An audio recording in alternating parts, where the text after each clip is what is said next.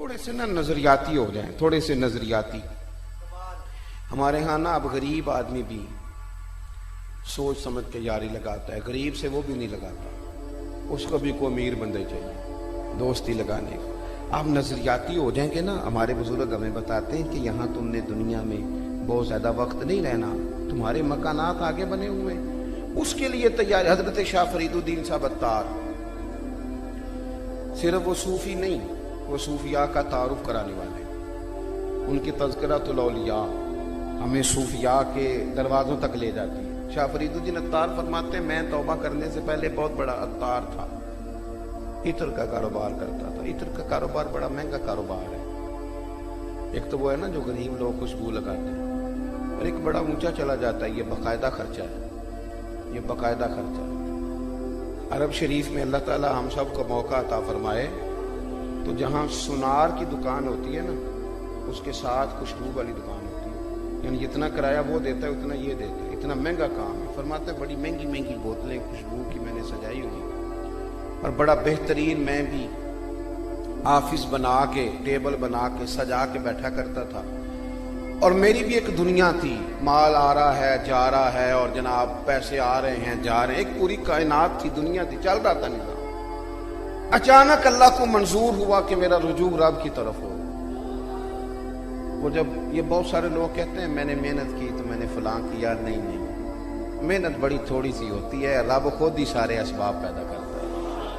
میری طرح کے بہت سارے لوگ ہیں وہ کہانیاں سنائیں کہ ہم نے محنت کی تو ان کی اپنی مرضی ہے، ورنہ یہ تو ان کا کرم ہے کہ روک ان کا ادھر ہے. کرم سے زیادہ کچھ نہیں. محنتوں سے کام چلتا تو بڑے بڑے محنت کرنے والے لوگ، یہ تو خدا کا فضل ہے، وہ انتخاب کر لیتا ہے. اور کسی وقت یہ انتخاب بطور آزمائش بھی ہوتا ہے کہ اس بندے کو کچھ عزت دے دی، اب یہ کہاں کھڑا ہوتا ہے، کیا بولتا ہے، کیا سوچتا ہے. دوستو حضرت شاہ فرید الدین فرماتے ہیں اللہ کا ارادہ کرم ہوا کہ میرا رجوع رب کی طرف ہو تو ایک بزرگ آ گئے سودا خریدنے. سودا لینے کے لیے بازار گئے ہم، اور ہاتھ اس کے بکے جس کے خریدار گئے ہم. وہ سودا لینے کے لیے آ گئے، انہوں نے نا 2 4 5 بوتلیں دیکھی خوشبو کی. تو میں ایک اچھا سیل مین تھا، بزنس مین تھا. میں نے کہا بابا جی کو خاص چیز چاہیے. میں نے کہا بابا کو خاص چیز چاہیے؟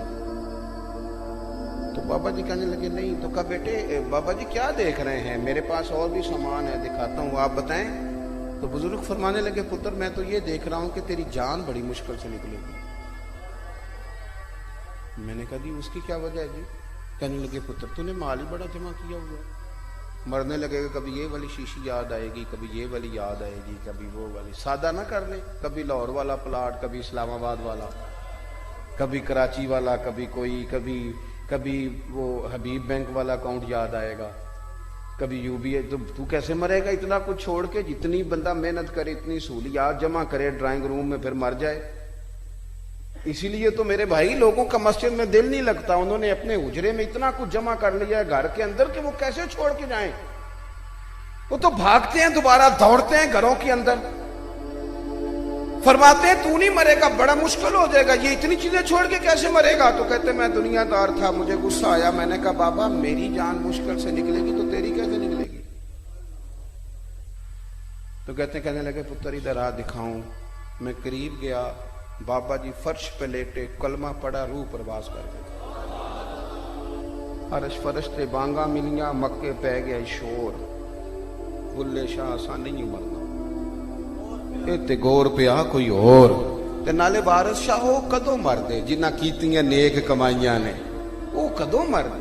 کہنے لگے اس طرح مر جائیں گے. دیکھیں نا غریب 500 سال پہلے امیروں سے جنت میں چلے جائیں گے. 500 سال، جہاں 1000 سال کا دن ہے وہاں 500 سال پہلے. حضرت بلال جیسے لوگ اللہ اکبر یہ قیادت کریں گے اور سب سے آگے آگے جنت میں. اور بھائیوں نظریاتی بنے. ہمارے بزرگوں نے ہمیں اللہ سے جوڑا ہے، جڑ جائیں رب رسول سے. یہ نہ اتنا زیادہ الجھاؤ دنیا داری کی سیاستیں، چکر، کہانیاں، سٹوریاں، آنے جانے، معاملات، اتنا نہیں. جتنا دنیا کو منانے کے لیے نکلتے ہو نا، اتنا 20 منٹ کبھی مصلے پہ بیٹھو نا تو رب تو راضی ہو جائے تو لوگوں کے دلوں میں محبت پیدا کر دیا کرتا ہے. اللہ راضی ہو جائے. اپنی طبیعت نظریاتی بنائیں، سوچیں نظریاتی، ذہن بنائیں کہ جو میرے نصیب کا ہے وہ کہیں اور نہیں جائے گا، وہ میرے گھر آئے گا، کچھ چھین کے لے جا سکتا۔ ذہن بنائیں کہ ہم نے سارا کچھ یہی نہیں کرنا، ہمارے لیے ہمارے رب نے جنت میں بڑے بڑے مکانات تیار کیے، بڑے بڑے۔ اور حضور نے پتہ کیا فرمایا، پنجابی چاقیدہ ہے، تو کدی سوچیا بھی نہیں ہوئے گا، کہتے ہیں نا تو سوچیا بھی۔ حضور کیا فرماتے ہیں، بخاری مسلم ہے، فرمایا رب نے تمہارے لیے جنت میں وہ نعمتیں تیار کی نہ کسی آنکھ نے دیکھی، نہ کسی کان نے سنی، نہ تمہارے دل پر کبھی خیال ہی گزرا ہوگا، رب وہ شانیں تمہیں جنت میں عطا کرے گا، من چاہی مرادیں۔ آخری بات سنیں، کسی بھی بزرگ کے جب آپ اس پہ آتے ہیں نا، کوئی بھی بزرگ ہے اللہ والے، تو آپ کو ایک چیز کامن نظر آئے گی سب بزرگوں میں مشترکہ، تمام بزرگان دین میں جتنے بھی اللہ کے کامل بزرگ تمام، کہ وہ نہ اللہ سے جڑے رہے، اللہ سے۔ آپ کو بڑا کم ایسا ملے گا کہ کسی بزرگ نے کوئی دنیاوی لحاظ سے، دنیا داری کے لحاظ سے لوگوں کو، دیکھیں نا ہمارے ہاں لوگ نعرہ لگاتے ہیں، یہ نعرہ برا نہیں کہ میں سڑکیں ٹھیک کرا دوں گا، میں یہاں صاف پانی کا بندوبست کرا دوں گا، یونیورسٹی قائم کراؤں گا، یہ اچھی باتیں ہیں، یہ بہترین کام ہے، یہ ساری باتیں ٹھیک ہیں، لیکن بزرگان دین جو نظریہ دیتے تھے نا، وہ پتہ کیا تھا، وہ سڑکیں تعمیر کرانے سے زیادہ توجہ کرتے تھے انسانوں کی تعمیر کرانے پر۔ آپ بتا سکتے ہیں کہ نبی پاک علیہ السلام نے کب نعرہ لگایا تھا کہ مکے میں اتنی یونیورسٹیاں بنائیں گے، یہ فلانا فلانا روڈ فلانی فلانی جگہ میں لا دیں گے، یہ نعرہ لگایا حضور نے؟ حضور نے تو نعرہ لگایا تھا کہ میں نا مکارم اخلاق کی تکمیل کرنے کے لیے آیا ہوں، اعلیٰ ترین اخلاق، اعلیٰ ترین۔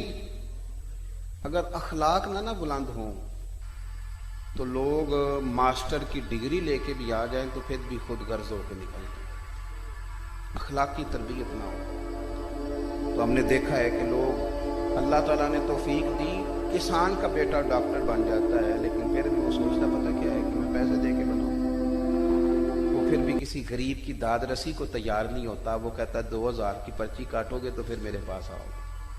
وہ 10 مریض بھی مفت چیک نہیں کرتا الا ماشاءاللہ، کیونکہ نظریاتی نہیں۔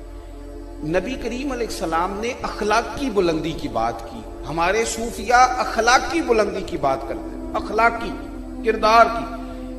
میں نے بات ختم کرنی ہے، ان کا نا ایک ذوق تھا، وہ رب کے بندے سمجھ کے لوگوں سے پیار کرتے، اور ان کا بڑا دل کرتا کہ یہ بندہ اللہ والا۔ حضرت بایزید بستامی کسی کافر کو دیکھتے نا، نوجوان کو، تو رو پڑتے،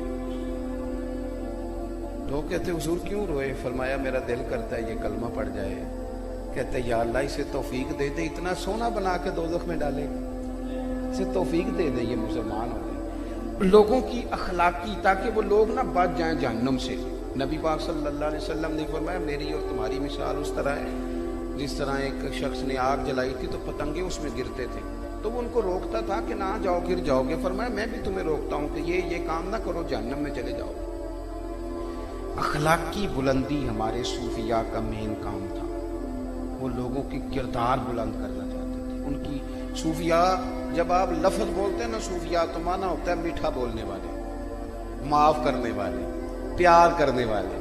درویش بیٹھے تھے تو خانقاہ میں ایک صاحب آ گئے، انہوں نے آ کے روٹی مانگی، تو جو لنگر پہ موجود لوگ تھے، ہم اپنی زبان میں لانگری کہتے ہیں، انہوں نے کہا حضرت جی یہ نماز پڑھنے آتا نہیں، اسی علاقے کا ہے، روٹی کھانے آ جاتا ہے، نماز پڑھنے آتا کوئی نہیں، ہے نا کہ نماز کی کتنا ضروری کام ہے نماز۔ لیکن رب کے بندے نے جو جواب دیا وہ بڑا سمجھنے والا ہے، وہ کہنے لگے چلو دے دو روٹی، اگر اللہ بے نمازی کو دے دیتا ہے تو تمہیں کیا مسئلہ ہے، اگر رب بے نمازی کو روٹی دیتا ہے تو چلو تم بھی۔ وہ بزرگوں کی زبان سے یہ لفظ نکلے تو روٹی کھانے اور مانگنے والا رو پڑا، کہنے لگا حضور معاف کر دیں، آج کے بعد روٹی کھانے نہیں آؤں گا، میں خانقاہ پہ نماز پڑھنے بھی آیا کروں گا۔ آپ کی اخلاقی بلندیاں جب عروج پہ ہوں گی تو پھر نا ہمیں پیروں کی کرامت نہیں سنانی پڑے گی، پیروں کی کرامت نہیں سنانی پڑے گی گھر جا کے۔ اگر آپ کا رویہ ٹھیک ہوگا نا بیوی کے ساتھ، بچوں کے ساتھ، بھائیوں کے ساتھ، تو انشاءاللہ تعالیٰ آپ کے پڑوسی کی اماں میں کہے گی پتر انہوں بھی اوتھے لے جائے، انہوں بھی مرید کرا لیا، لیکن اگر آپ گھر جا کے بیوی کو گالی دیں، معاذ اللہ بری بات کریں، تو وہ فوراً کہے گی اے دس تینوں پینا، اے سبق پڑھنا ہے استاداں کو. تو آپ کا عمل ہی تبلیغ ہے، وہ آپ مثبت کرا لیں اپنے مشائخ کے